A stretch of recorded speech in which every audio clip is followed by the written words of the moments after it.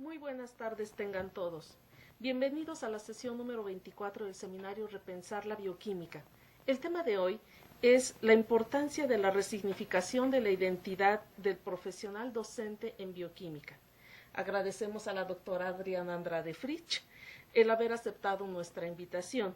Mi nombre es Akuntala Gonzara Andrade y participaré como dialogante en esta sesión junto con el profesor, el maestro Juan Pedro Olivares. Para dar inicio, les invitamos a ver una breve videosemblanza de nuestra invitada.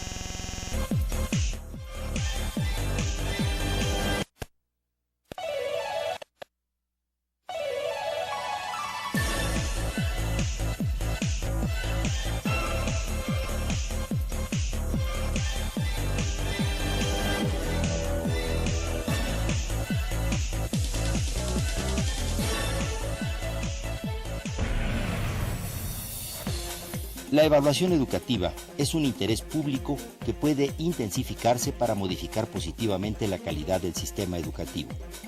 En su texto titulado Un ejercicio de metaevaluación, Adriana Andrade Fritsch plantea algunos aspectos sobre la dimensión social de la evaluación del logro del aprendizaje de los estudiantes en México, en donde señala que la evaluación es una cuestión no solamente técnica, que lleva a repetir, aplicar y depurar un conjunto de procedimientos basados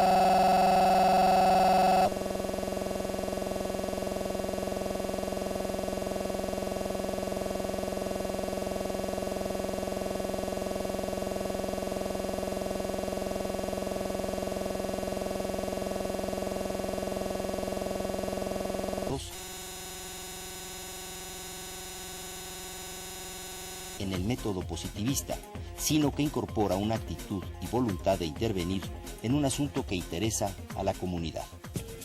También señala que la metaevaluación ayuda a repensar la intención de la evaluación en un ambiente como el que marca la educación en México, por impredecibilidad, desafío, ignorancia, turbulencia, riesgo, complejidad, inestabilidad e incluso caos como parte de la toma de conciencia de que la educación no puede frenar el desarrollo de las capacidades humanas para vivir con mejores niveles sustentables de bienestar y con propósitos incluyentes en medio de la incertidumbre.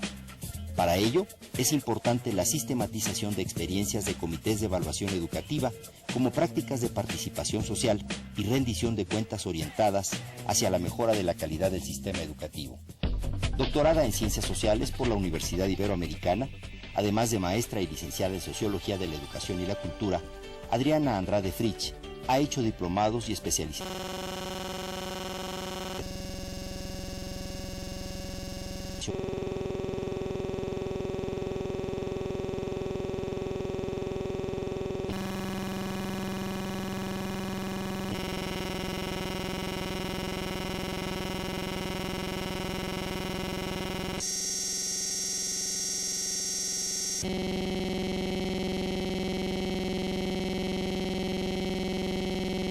en Administración y Desarrollo Cultural en universidades extranjeras como la George Washington y la de California en Berkeley.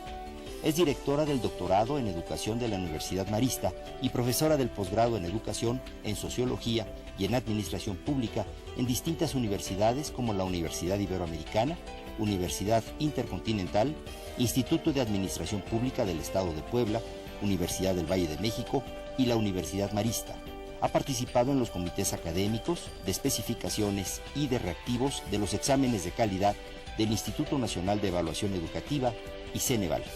Sus líneas de investigación, coordinación y gestión de proyectos abarcan formación de capacidades de investigación educativa, evaluación educativa, formación de valores cívicos y éticos y sistematización de programas de desarrollo social.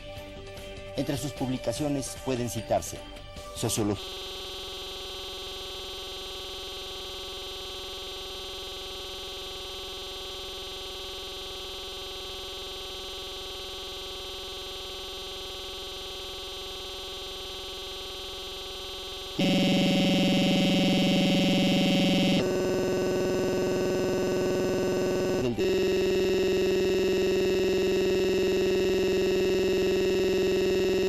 desarrollo y su evaluación como fenómeno sociocultural, tensiones y significados de las paradojas de la política social, evaluación de impacto y política social, la transversalización de la perspectiva de género en el sistema educativo, especificidad de un campo de tensión, servicios microfinancieros en el Estado de México, las prácticas de los comités de evaluación del aprendizaje escolar, algunas paradojas a partir del caso mexicano y evaluación de impacto y resignificación de lo público.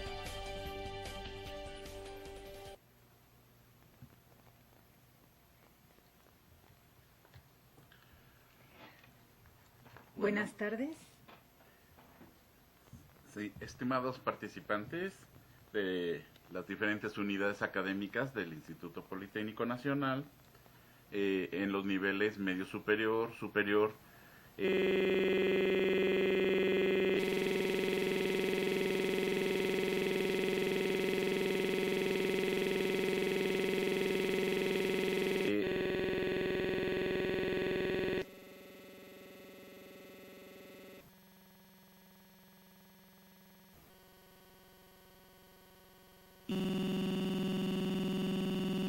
también de escuelas hermanas que nos siguen a nivel nacional e internacional por medio de videoconferencias e internet.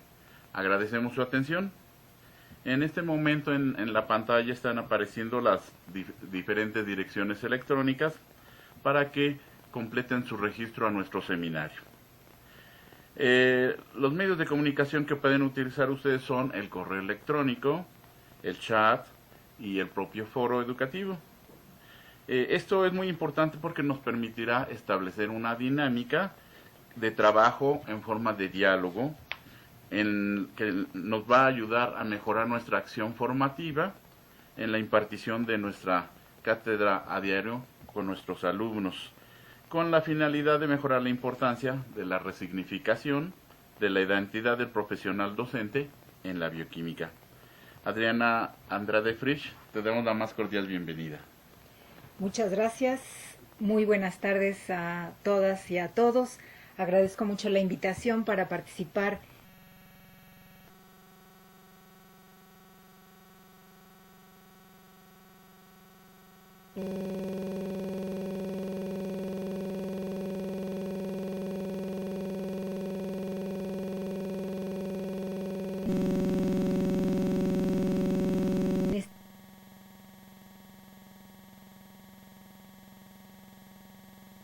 de seminario, en este diálogo, en este foro de repensar la bioquímica. A nombre de la Universidad Marista, es una oportunidad que nos brindan el ponernos en contacto con profesores tan distinguidos.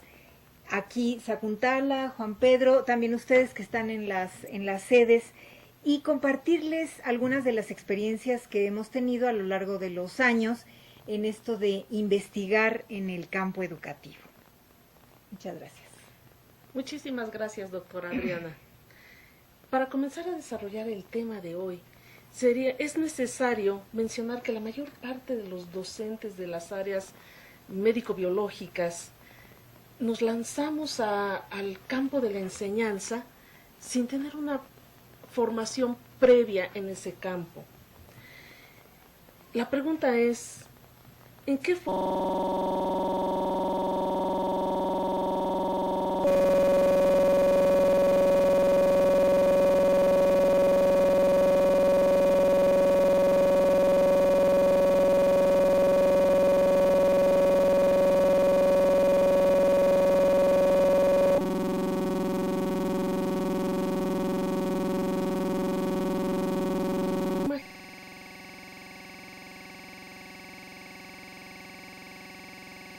general, un profesional disciplinar se convierte en un docente profesional? Una pregunta clave, y déjame que te diga que no solamente es en el área de bioquímica, sino en general el ejercicio de la docencia en muchos casos es una situación coyuntural frente a la dinámica, la inestabilidad de posiciones en la estructura laboral. Esto nos lleva a que tu pregunta de cómo se transforma un profesional y de repente se vuelve un docente. Yo creo que hay dos elementos que tendríamos que tomar en cuenta. Uno que es psicosocial, que tiene que ver con que el propio profesional reconozca que tiene una pertenencia a una profesión.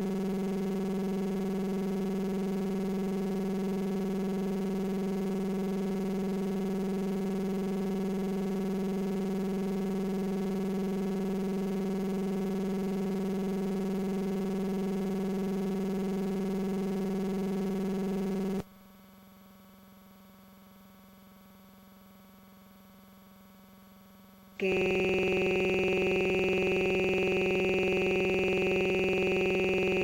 es la docencia.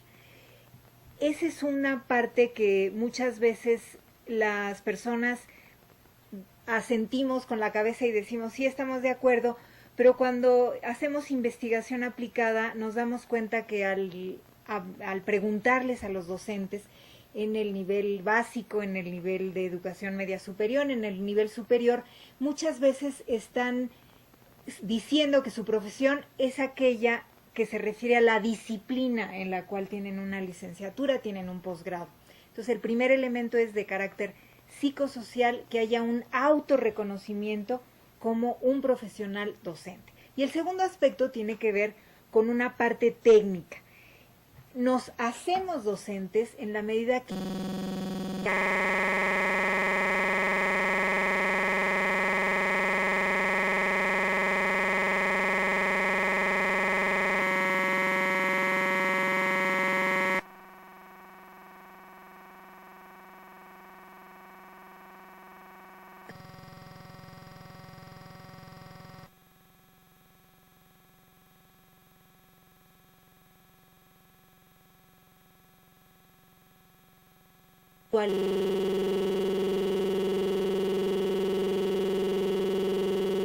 actualizamos y fortalecemos conocimientos, habilidades y actitudes. Generalmente la tendencia es en educación media superior y superior sobre todo, de que se fortalezca los profesionistas a nivel de su disciplina, pero no hay una conciencia en la búsqueda de opciones para herramientas didácticas, sobre todo para actitudes que vayan fortaleciendo su capacidad de comunicación educativa, su capacidad de relacionarse con los distintos actores del campo educativo. Muchas gracias. Bueno, muy bien. Una vez que el docente ya está inmerso y cuenta con los conocimientos adecuados en el ejercicio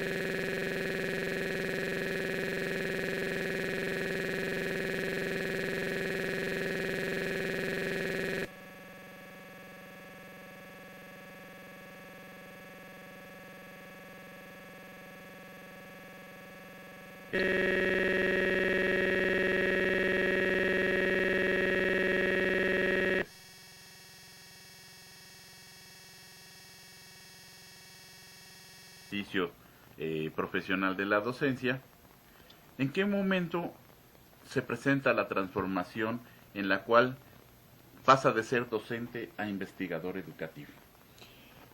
Esa es otra pregunta que me parece estratégica en el marco de las reformas educativas por las que está viviendo México, Latinoamérica y el mundo entero.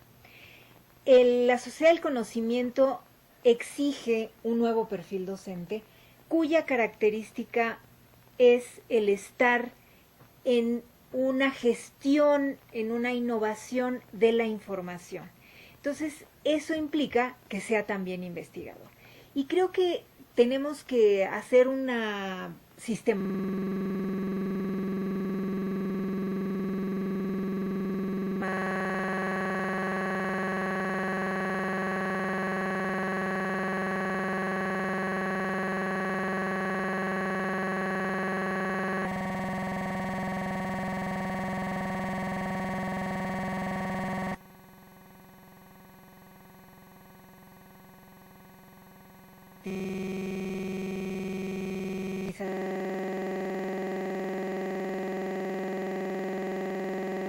de nuestras trayectorias docentes para darnos cuenta que como docentes siempre llevamos a cabo acciones investigativas, solamente que es un quehacer que muchas veces no es consciente, sino que lo haces sin saber que lo llevas a cabo y en ocasiones piensas que lo estás haciendo y en realidad no estás siguiendo una metódica, digamos, que te permita fortalecerlo. Entonces, en ese sentido, creo que el docente tiene un carácter de investigador educativo desde antes de que inicie la interacción en el aula. Cuando uno está planeando su intervención educativa,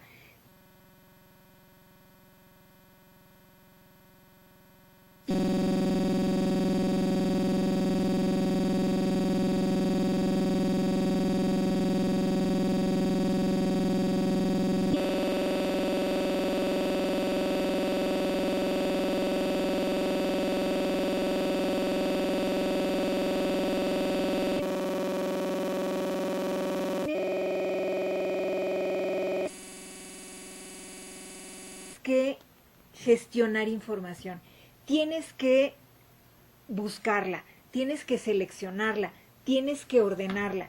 Eso es parte de una labor investigativa. Tienes que tener referentes para hacer válida y confiable esa información y ver la forma en que puedes comunicarla. Repito, eso es antes de la interacción educativa. Durante la interacción educativa, uno lleva de alguna manera un recuento de aquello que planeó y la situación educativa, cómo se va dando, cómo tiene que haber ajustes, resultado de una decisión didáctica. Entonces, los ajustes son parte de algo que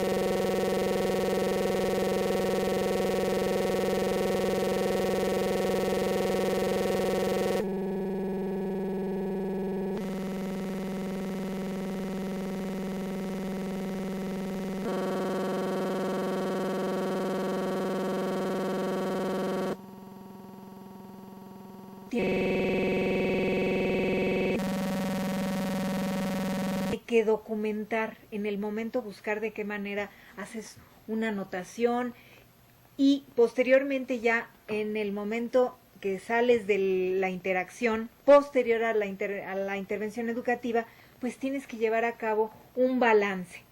¿Qué fue lo que yo tenía propuesto? ¿Qué pude llevar a cabo?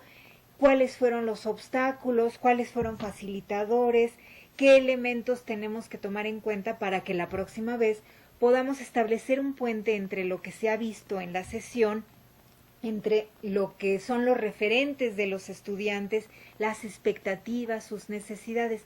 Eso es una tarea investigativa. Aquí una cuestión muy importante es que los docentes documenten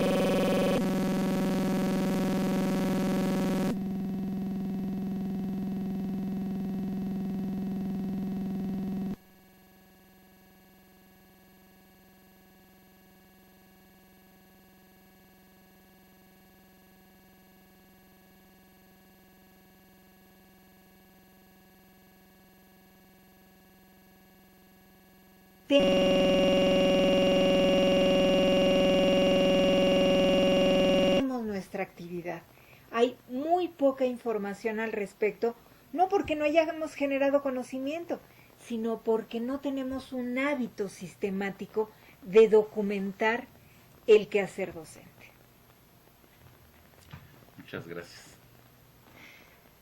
Para continuar con esto, los resultados de la investigación educativa han de ser susceptibles de que los docentes en su quehacer diario frente a un grupo utilicen esos resultados. Hay metodologías didácticas que promueven el desarrollo de habilidades cognitivas, comunicativas, afectivas y sociales, como lo mencionas en tu artículo. ¿Qué tipo de estrategias podrían ser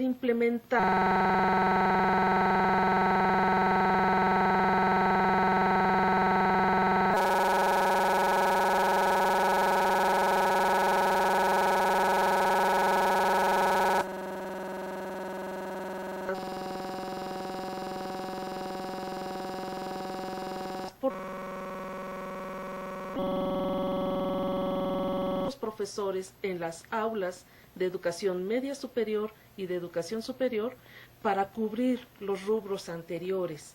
Hay que tomar en cuenta la edad de nuestros estudiantes en esos niveles educativos.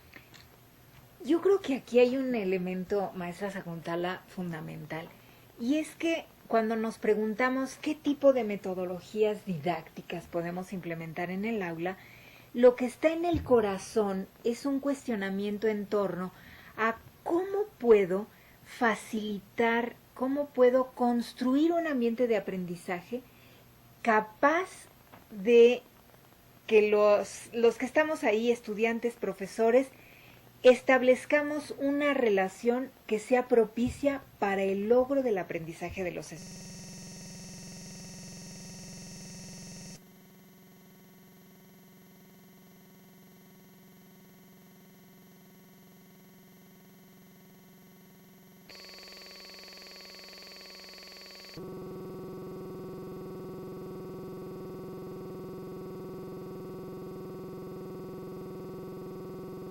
Bien.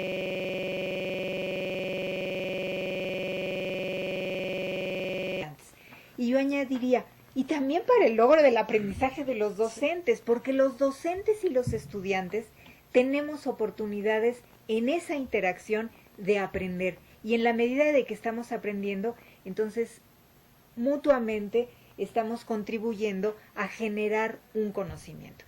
Aquí esta cuestión de la interacción educativa, que sería central en la pregunta que me haces, tengo aquí algunas notas que me gustaría retomar, tiene que ver con un primer reconocimiento de cuál es el tono afectivo que puedo sentir en el aula.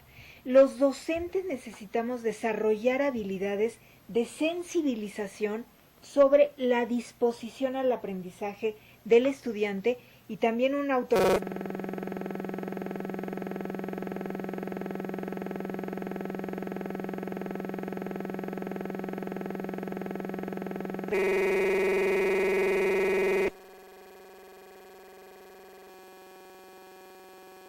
conocimiento de cuáles son mis obstáculos para que esa interacción sea lo más efectiva posible. Entonces, ese sería un primer aspecto, reconocer, sensibilizarnos sobre el tono del ambiente afectivo. No podemos dejar de lado ese aspecto. Un segundo aspecto tendría que ver con que hayamos planeado la sesión que hayamos planeado, pueden ser ambientes de aprendizaje muy diversos, pero en cada uno de ellos necesitamos convocar a que los estudiantes, y si hubiera oportunidad de otros profesores, incluso de otros expertos, participen. Ese es el segundo punto clave. Convidar, entusiasmar a la participación. Un tercer aspecto tendría que ver con lo que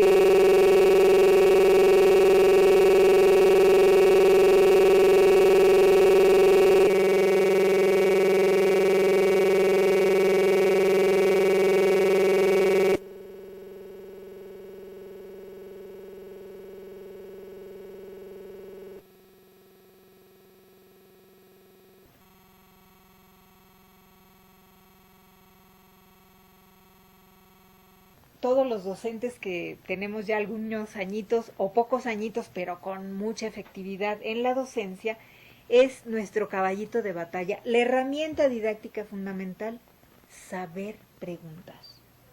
Saber preguntar quiere decir involucrar al otro, quiere decir que puedes diagnosticar cuáles son sus referentes respecto a un tema en particular, quiere decir mantenerlos ocupados. El cuarto aspecto que señalaría tiene que ver con que la metodología didáctica que seguimos cada uno de los docentes en los ambientes y situaciones específicas permita el que nosotros tengamos una realimentación oportuna y ética sobre la información que se tiene que manejar sobre un determinado contenido programado.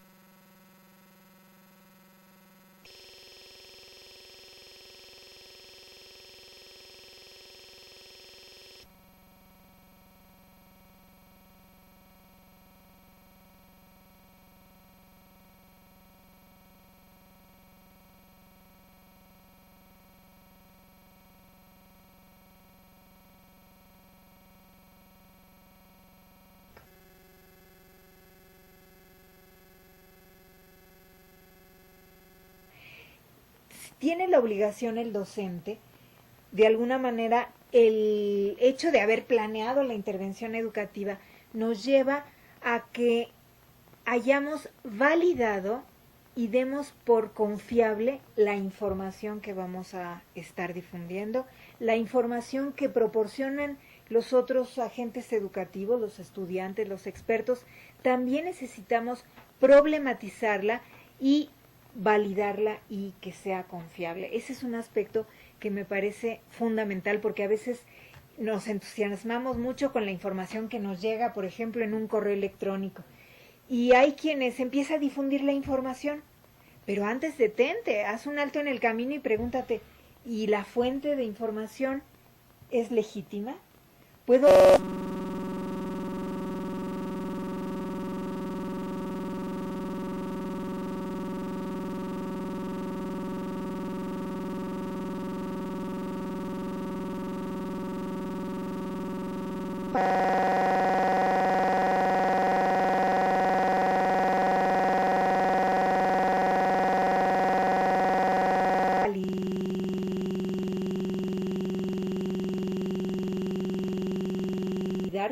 está ahí puesto es acorde a lo que se dice. Si no tenemos estos dos aspectos, entonces se le quita, digamos, este tinte académico, científico de la información en el acto educativo. Otro aspecto que yo recomendaría de tener en cuenta tiene que ver con el compromiso para mantener la situación educativa en un contexto adecuado. Tenemos que dirigir el aprendizaje, guiarlo. No quiere decir que en todo momento seamos los únicos que toman la iniciativa, pero sí hay el compromiso de contener aquellas participaciones, que no haya una sola persona, un estudiante, que esté de continuo tomando la palabra y dejando a los otros fuera, que no haya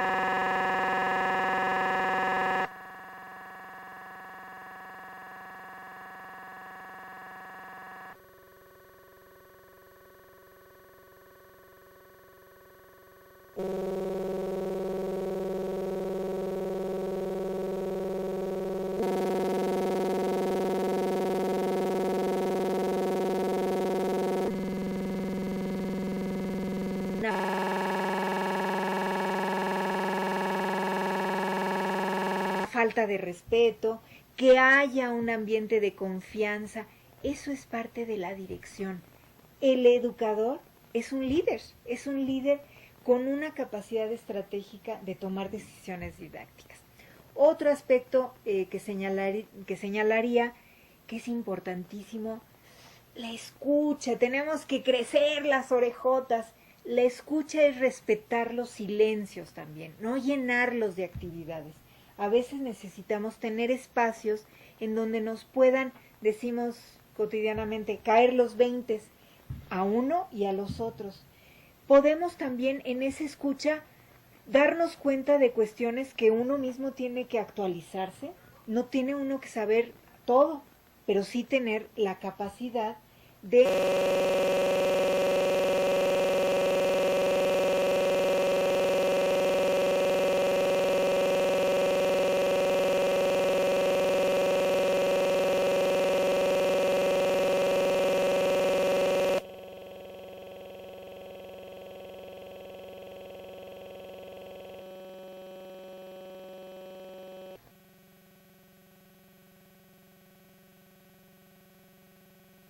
realimentar en el momento oportuno y decir cuál va a ser la trayectoria que va a seguir esta comunicación educativa. Esas serían las recomendaciones que yo podría hacer respecto a esto de metodologías didácticas. Muchísimas gracias. Ha sido muy interesante esto. Gracias. Bien, pues retomando parte de lo que has comentado, vemos que el diálogo entre el docente y el alumno es fundamental. Sin embargo, hay algunos alumnos que son tímidos, que les da pena participar en la clase. ¿Cómo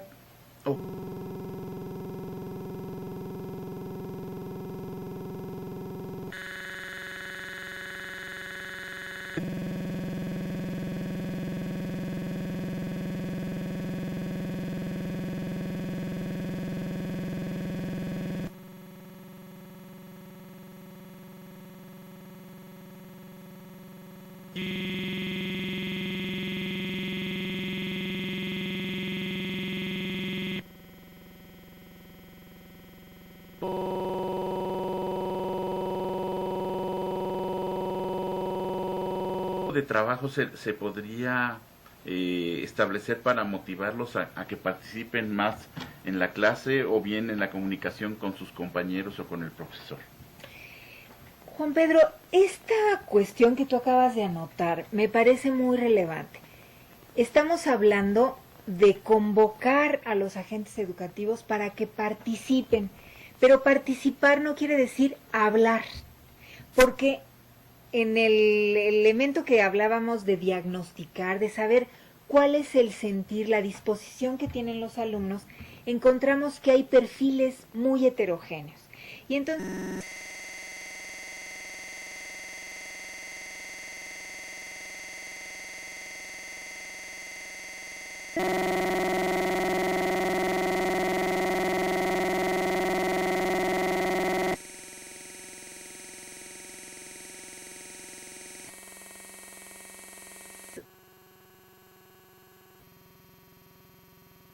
ustedes es algo que se comenta mucho en los foros docentes sobre los estilos de aprendizaje.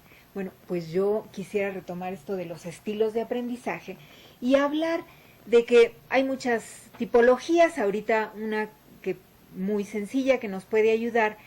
Hay quienes tienen un perfil de comunicador y entonces son aquellos que reconocen mucho la parte emocional, digamos, de cómo se relacionan sus sentimientos, sus experiencias con el aprendizaje, con el tema, y que pueden verbalizar sus necesidades, sus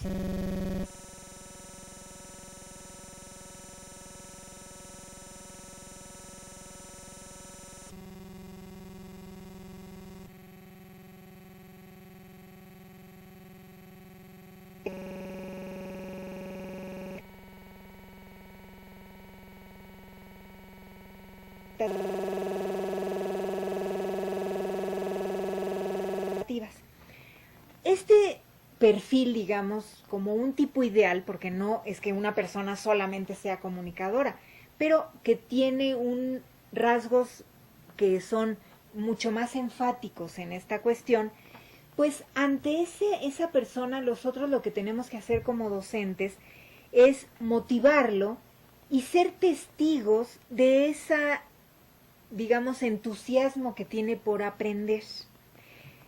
Esa sería una forma, un estilo de aprendizaje. Hay otro estilo que vamos a llamarle el experto. Ese estudiante, esa estudiante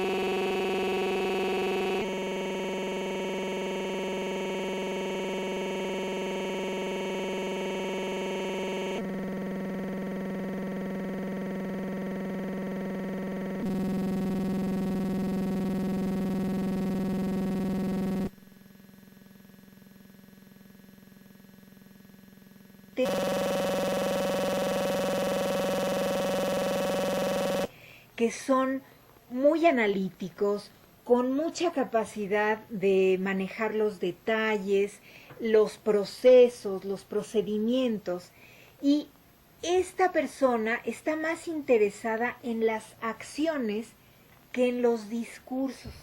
Entonces, hacia ellas lo que tenemos que estar es proveyéndole de una estructura en el ambiente de aprendizaje en donde se permita estar ocupado en acciones que les permitan llegar a resultados, llegar a dominar procesos.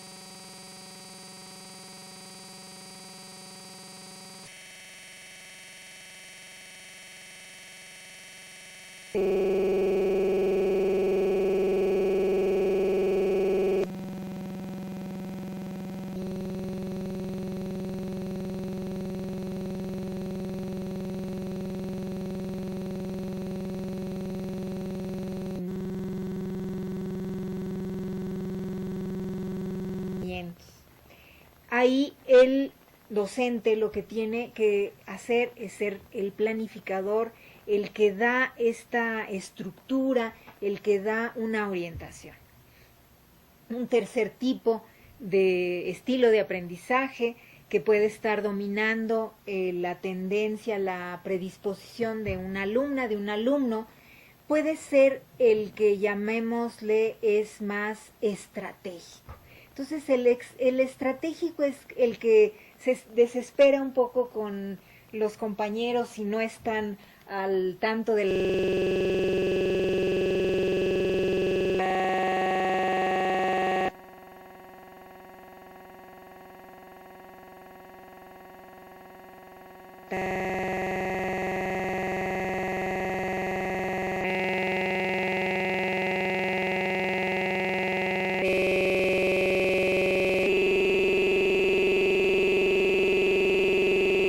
que había que traer para discutir un tema, y él lo que quiere es llegar al meollo del asunto.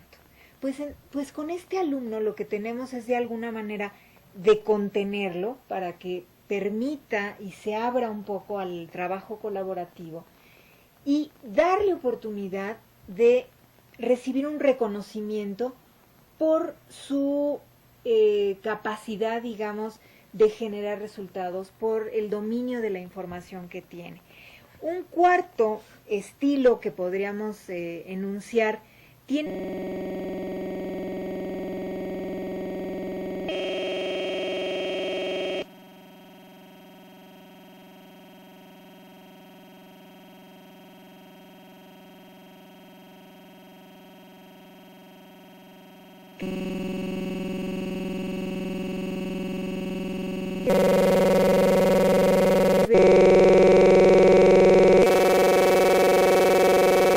con el organizador.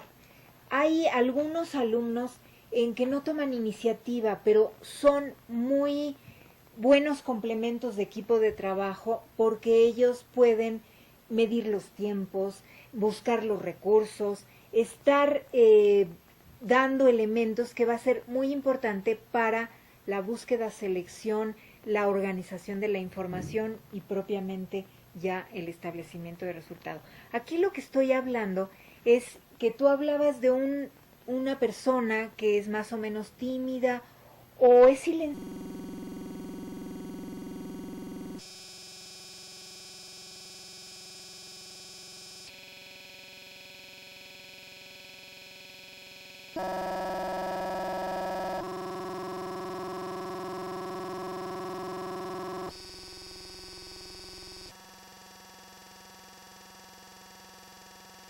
No le gusta mucho hablar, pero también tenemos al dormilón. ¿Cómo lo haces participar? Pues al dormilón hay que estarlo preguntando y en determinado momento hacerlo consciente de esta situación en donde tiene repercusiones con su grupo de trabajo en cuanto al interés, en cuanto a el sentir que hay un valor en lo que se está generando como conocimiento. También hay el que a cada ratito levanta la mano. También contenerlo, no estar hablando significa que sea el más interesado, el que más está aportando al grupo. Tenemos que cada vez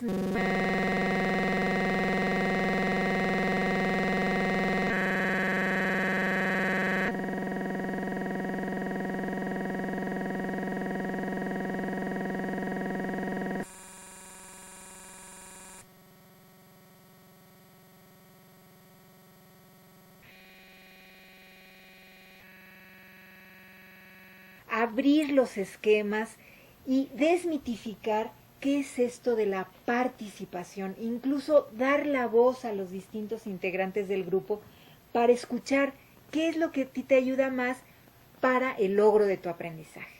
Eso sería mi abordaje. Un peso muy interesante. Gracias.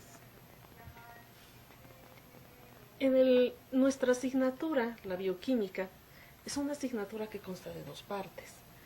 Una parte teórica y una parte práctica. Pero hay ocasiones en que los estudiantes perciben estas dos partes desvinculadas, como si se tratara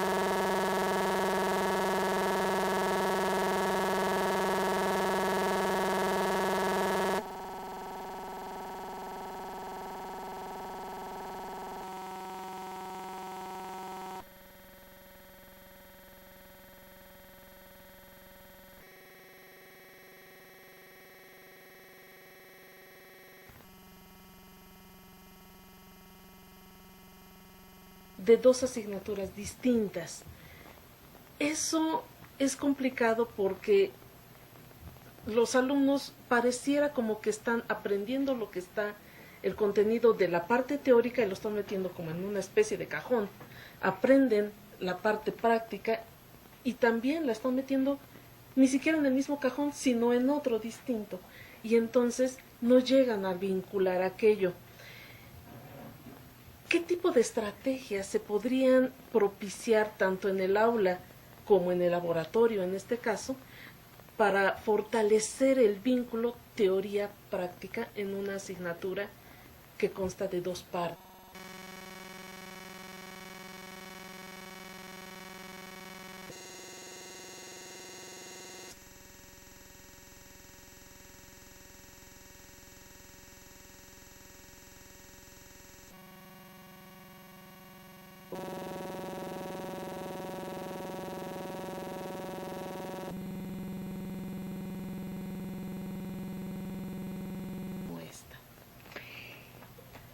Maestra Sakuntala está tocando un punto que es medular en el rediseño curricular. Resulta que nuestros planes de estudio tienen una organización que no facilita este maridaje entre lo teórico-práctico. Incluso cuando hablamos de que hay un espacio especializado en lo teórico, un espacio especializado en lo práctico, que son los laboratorios, está proyectando lo que es a nivel ontológico una idea de la educación.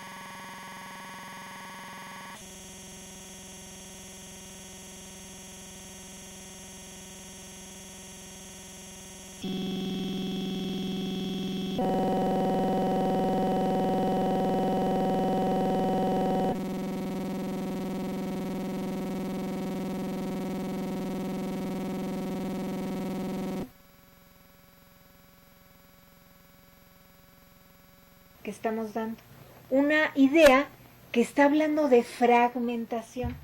Entonces ahí lo que yo diría es que tenemos un desafío muy importante como comunidad educativa, y no solamente los docentes, sino sobre todo las autoridades, de tratar de encontrar una coherencia y consistencia entre el modelo educativo, por ejemplo, el nuevo modelo educativo del Poli, que es así muy interdisciplinario, que convoca la participación, que habla de teoría y práctica, pero que sea consistente con los espacios, tanto curriculares como con los espacios físicos. Entonces yo diría, hablamos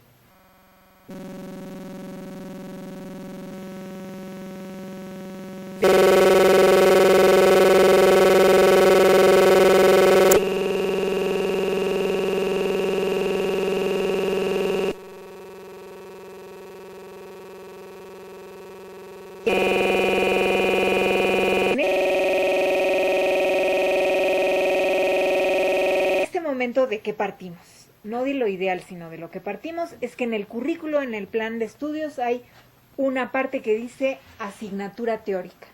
Pues en esa asignatura teórica, de manera inmediata, lo que podemos hacer es abrir espacios para ejemplificar la teoría con prácticas, con casos, con simulaciones. Esos son herramientas didácticas que van a facilitar el que los agentes educativos, las estudiantes, los estudiantes a nivel de educación media superior, a nivel superior e incluso del posgrado, no nos quedemos solamente repitiendo ideas, sino nos apropiemos de esas ideas a través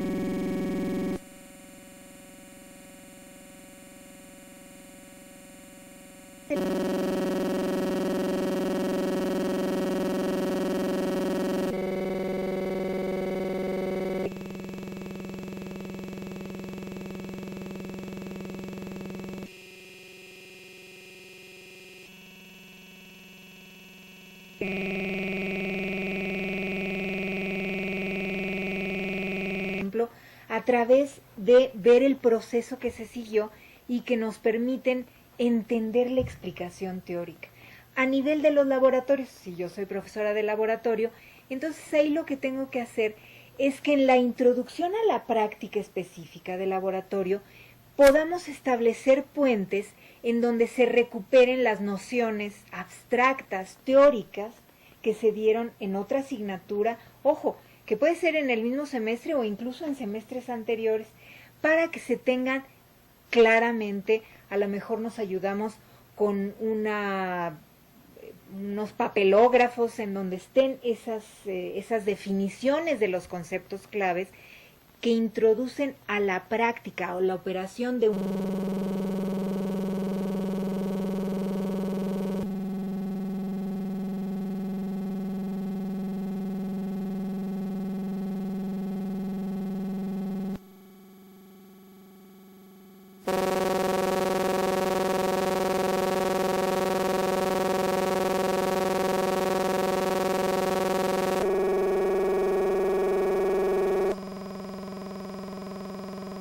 proceso específico.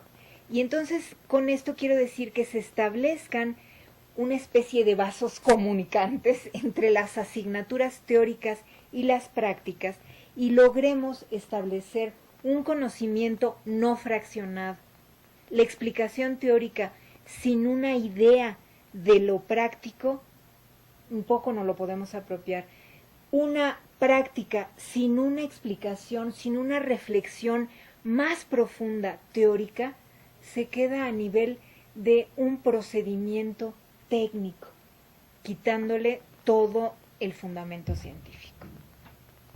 Muchas gracias, doctora. Bien.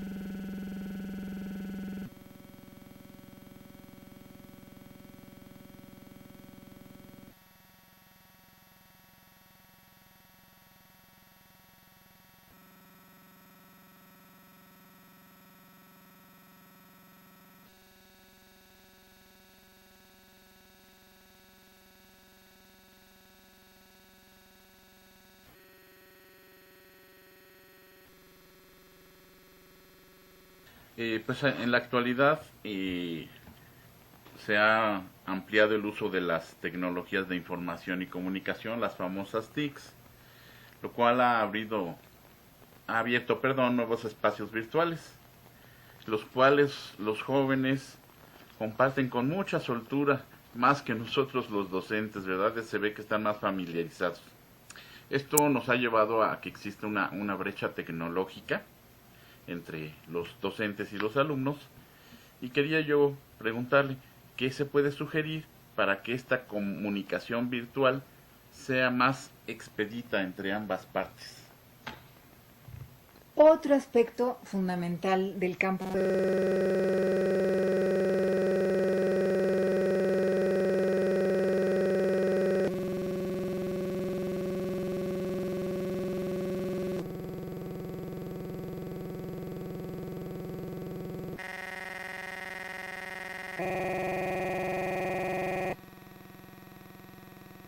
en el que estamos ahorita involucrados. Los ambientes de aprendizaje con recursos de las nuevas tecnologías de información y de cómputo, en primer lugar, nos exhiben, nos exponen al reconocimiento de distintos perfiles en cuanto al dominio técnico. Pero no solamente importa el dominio técnico, sino también hay un dominio en estos ambientes de aprendizajes con recursos de los que llamamos TICs, de una cuestión epistemológica que tiene que ver con el dominio.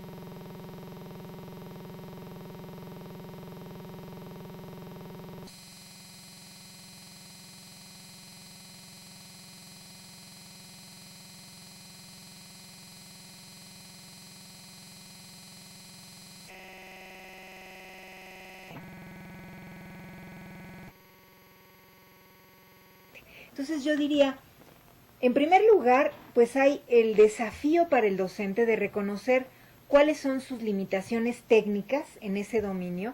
Ojo, el dominio se adquiere con la repetición. Nadie nace sabiendo, incluso las generaciones más jóvenes, los niños y niñas de preescolar, que ya pareciera que en su memoria tienen la memoria incorporada a su ADN, tienen ya un conocimiento sobre esa tecnología.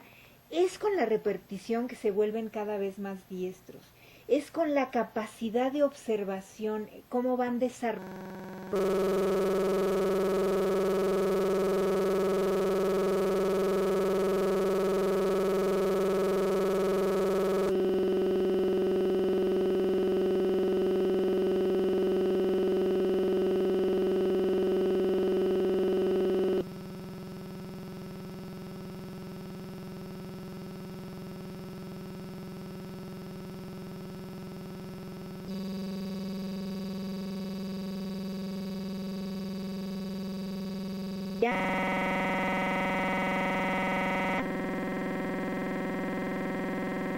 Esas destrezas. Entonces, los adultos que nacimos con otros medios a nuestro alcance y que hemos ido actualizándonos, tenemos que fortalecernos y estar desafiándonos para cada vez practicar más con estas nuevas tecnologías. Pero la parte del docente como profesional me parece muy importante, algo insoslayable, es que reconozca el dominio técnico que pueden tener mayormente sus alumnos y se apoye en ellos.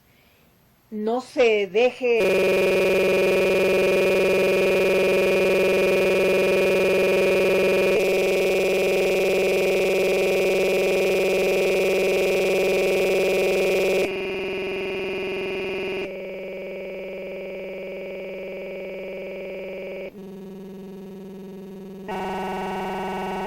nada más ahí no, ustedes háganlo, no, hacer el esfuerzo por uno también, ser cada vez más diestro hasta donde uno pueda llegar. Pero esta parte epistemológica y ética me parece muy importante, porque ¿cuál es el compromiso del docente? Pues el compromiso del docente en estos ambientes con recursos de las nuevas tecnologías de información y comunicación tiene que ver con que es un orientador. Este docente tiene que establecer una estructura en su plan de trabajo capaz de incorporar de manera muy versátil pues las distintas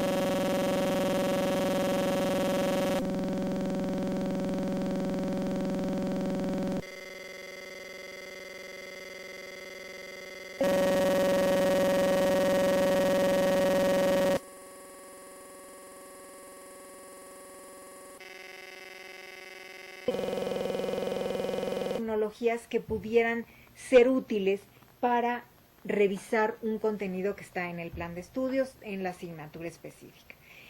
El docente, desde esta perspectiva epistemológica, que lo que quiero decir es que nosotros somos los responsables, digamos, de la construcción de este conocimiento grupal. Tenemos también que proporcionar herramientas éticas.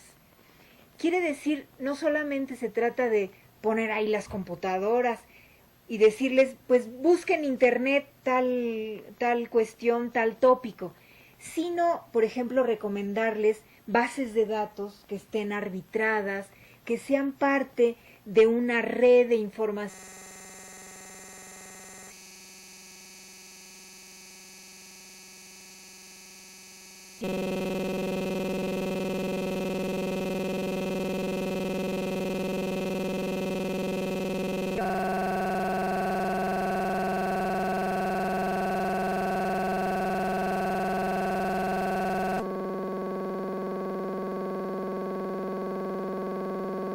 Que sabemos que es confiable, que hay pares, colegas que tienen armados sus metódicas muy, digamos, documentadas, observables. Entonces, esa es parte de darles herramientas éticamente válidas y estarlo repitiendo, no es solamente una vez, sino repitiendo en nuestra comunicación en el aula esta cuestión de lo ético.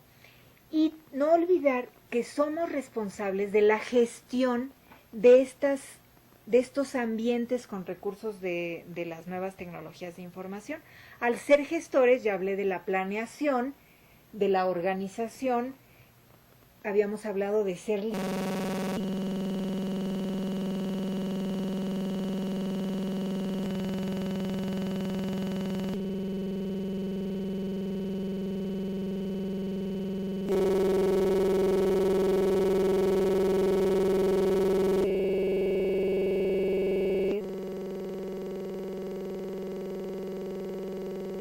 de dirigir, de contener, de invitar, de cómo se van a ir dando las actividades para que se llegue a un resultado, cómo se va a socializar el resultado, cómo se va a evaluar el resultado.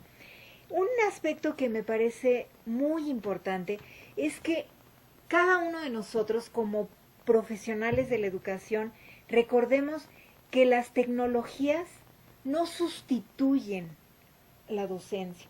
Las tecnologías son un recurso de aprendizaje que tenemos que explotar al máximo, que aprovechar su interconectividad, que aprovechar que es muy dinámico, muy diverso,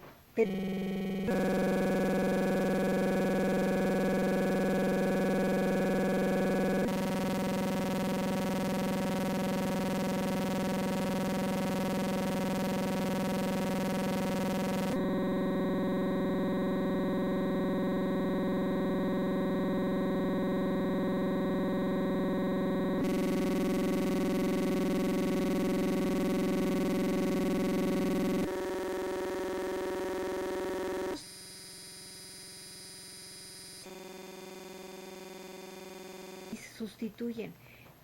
Nuestra identidad como profesionales de la docencia está en que somos capaces de tomar decisiones didácticas, estratégicas para el logro de los aprendizajes. Esa sería mi O sea que son herramientas que nos pueden facilitar el proceso de enseñanza y aprendizaje. Así es.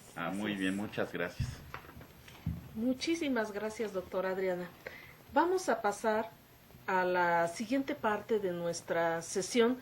Esto realmente nos daría muchísimo más para discutir, pero en este momento vamos...